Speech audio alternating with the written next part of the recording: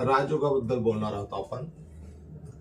महादशा, अंतर्दशा आणि प्रत्यांतर दशा ह्या दशेमुळे हा राजयोग कुंडलीमध्ये येतो. लग्नेश, पंचमेश, भाग्येश,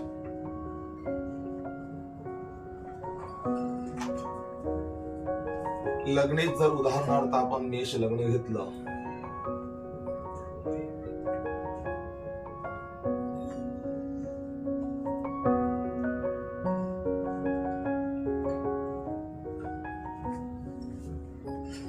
लग्नेशाला मंगळ, मंगळाची महादशा, अंतर्दशा आणि प्रत्यांतर दशा असेल तर तो राजयोग तयार होतो. पंचमेश सूर्य, सूर्याची महादशा, अंतर्दशा आणि प्रत्यांतर दशा असेल तर हा राजयोग येतो. भाग्येशची महादशा, अंतर्दशा आणि प्रत्यांतर दशा असेल तर हा राजयोग तयार होतो.